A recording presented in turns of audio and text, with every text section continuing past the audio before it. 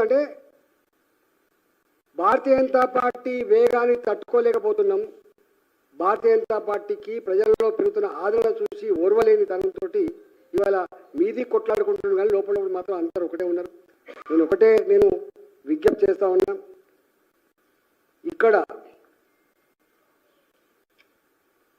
Majlis party అదో కుటుంబ party, BRS party అదో కుటుంబ పార్టీ, కాంగ్రెస్ పార్టీ అదో కుటుంబ పార్టీ. వీళ్ళ ప్రాణం దక్క అంటే సోనియా గాంధీ గారి ఇంట్లో ఉంటారు. భారతీయ జనతా పార్టీ మాత్రమే ప్రజాస్వామ్యం మీద విశ్వాసం ఉంచి ప్రజలందరికీ ఇవాళ ఒక ఛాయ్ అమ్ముకునేటువంటి మానవుడు ఇవాళ ప్రధానమంత్రిని చేయగలిగినటువంటి పార్టీ భారతీయ జనతా పార్టీ. ఇవాళ ఎంతో దుర్మార్గులు అంటే వీళ్ళు ఇవాళేమో ఓట్లేదని చెప్పిండ్రు.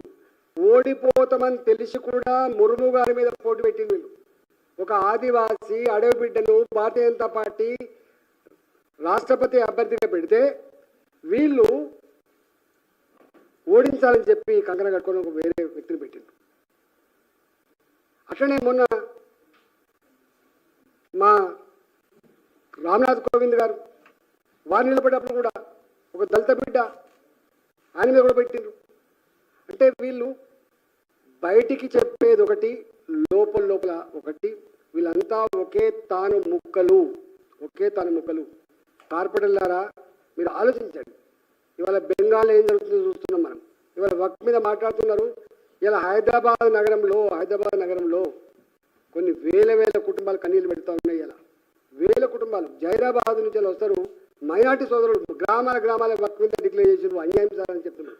100 సంవత్సరాల క్రితం నుంచి వెళ్ళి సాగు చేసుకున్న భూములు కావచ్చు, 100 ఏళ్ల క్రితం కట్టుకున్న కట్టడాలు కావచ్చు, 40 ఏళ్ళుగా 50 ఏళ్ళుగా కొనుక్కొని ఇల్లు కట్టుకున్న కాలనీలు కావచ్చు, అర్ధాంతరంగా 2018లో 19లో ఇవాళ వక్ఫ్ అంటే ఎంత ఏడుస్తుందో చూస్తూ ఉన్నాం.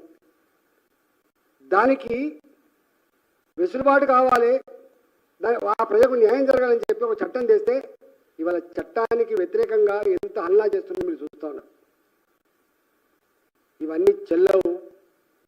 తాటాకు సప్పులకు భయపడేది కాదు భారతీయ జనతా పార్టీ. గుర్తుపెట్టుకో, భారతీయ జనతా పార్టీ ఫిలాసఫీ దేశ హితాన్ని కాంక్షించేది. మాకు ఎంపీలు లేనప్పుడే 1980లో 1 నేషన్ 1 ఎలక్షన్ ప్రపోజ్ చేసామంటే అర్థం చేసుకోండి మా కమిట్మెంట్ ఏందో.